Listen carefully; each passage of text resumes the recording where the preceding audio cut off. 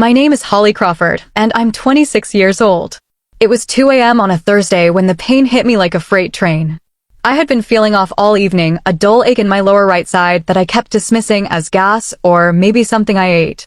But at 2 a.m., that dull ache turned into the kind of pain that makes you crawl across the floor. I couldn't stand.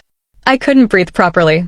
I was sweating through my shirt, shaking, gripping the edge of my bathroom sink and staring at my own reflection like I was watching someone else fall apart. I knew something was catastrophically wrong. I grabbed my phone and called my mom. No answer. I called again. Nothing. I called my dad. Straight to voicemail. I kept calling back and forth between both of them, my hands trembling so badly I could barely tap the screen. By the time I reached call number 17, I was lying flat on my kitchen floor, phone pressed to my ear, listening to that same voicemail greeting I had heard my entire life. You've reached David Crawford. Leave a message. I left 3. Each one more desperate than the last. The last one, I was crying so hard I don't even know if the words came out right. I said, Dad, I think I'm dying. Please come. Nobody came.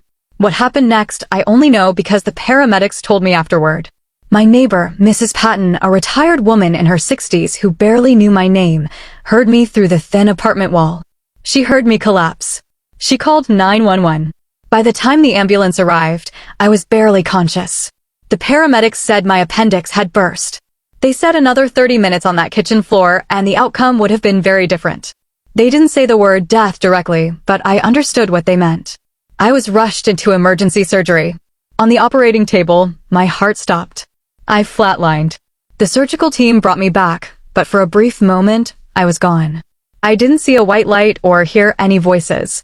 I just remember a deep, absolute silence, and then suddenly there was noise again, machines beeping, someone calling my name, and an unbearable pain in my chest from the compressions. When I finally woke up in the recovery room, groggy and confused, there was a nurse sitting beside me. I asked her if my parents had come. She looked at me with an expression I will never forget. It wasn't pity exactly, but it was close. She told me that my emergency contacts had been called and that someone had indeed shown up at the hospital. But before she could finish explaining, the surgeon walked in. He was a calm man, Dr. Reeves, with tired eyes and a steady voice. He pulled a chair close to my bed and sat down, which immediately told me this was not going to be a routine post-surgery update. He said, Holly, you had a very serious night. We almost lost you. I nodded. I already knew that part. And then he said something that I was not prepared for. He said, a woman claiming to be your mother came to this hospital tonight. She tried to have you discharged early. I stared at him. I thought I had misheard him. Discharged early, I had just flatlined on a table. He held my gaze and continued. She was told that was not possible given your condition. She became argumentative with the staff. I felt the room tilt slightly. He then paused, glanced briefly toward the door, and said, but the man who paid your bill said. And before he could finish that sentence, the door to my room opened. Standing in the doorway was a man I had never seen before in my life. He was somewhere in his mid-50s, broad-shouldered, wearing a simple gray jacket and dark trousers. He had kind eyes, the sort of eyes that carry weight without being heavy, if that makes any sense. He wasn't flashy. He didn't look rich or important at first glance. He looked like somebody's quiet, dependable father. He stepped inside slowly, almost hesitantly, like he wasn't sure he had the right to be there. Dr. Reeves stood up, nodded at him respectfully, and then excused himself from the room, leaving the two of us alone. I pulled my hospital blanket up slightly, more out of instinct than anything else, and I asked him who he was.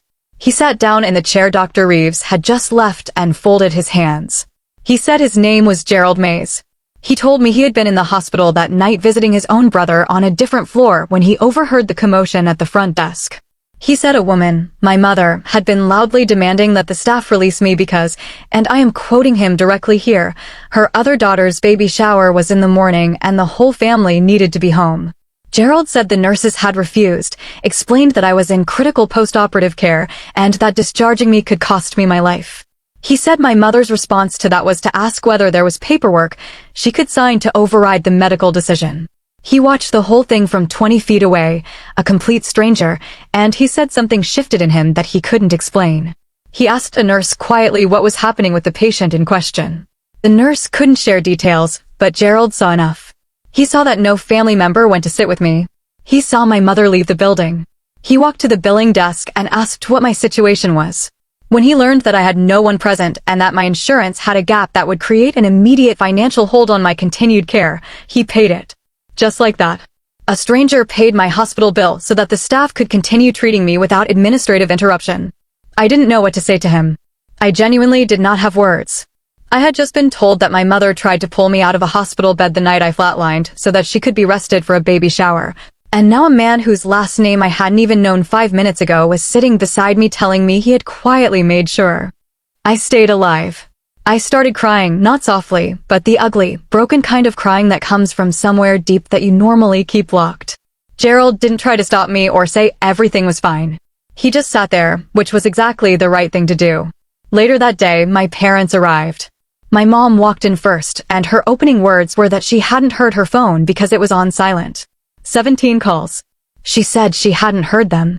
She then looked around the room and asked why there was a flower arrangement on the windowsill. Gerald had left it before he went back upstairs to his brother.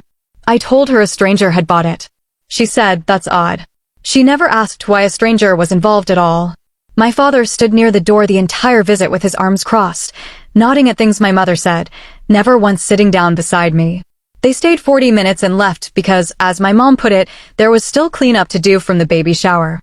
She said my sister had a beautiful morning and that I would have loved it. I lay in that hospital bed after they left, and I made a decision so quietly and so clearly that it almost surprised me. I decided that I was done rearranging my worth to fit inside spaces that were never built for me. Gerald visited me 2 more times before I was discharged. On the last visit, he brought his wife, a warm woman named Patricia, who held my hand and said, "You have people, sweetheart. You just haven't met all of them yet." I think about that sentence every single day. I found out later through the nurses that Gerald had also formally reported my mother's discharge attempt to the hospital's patient advocacy office. He didn't tell me himself. He wasn't the kind of man who needed credit for doing the right thing. The hospital documented it. It meant that if anything had gone wrong that night due to outside interference, there was a record. I am fully recovered now. My relationship with my parents is something I am still navigating, but the fog has lifted on who they have always been versus who I needed them to be. Those are 2 very different things, and for a long time I confused them. Gerald and Patricia have become people I genuinely consider family, real family, the kind defined by action and presence, not by blood and obligation.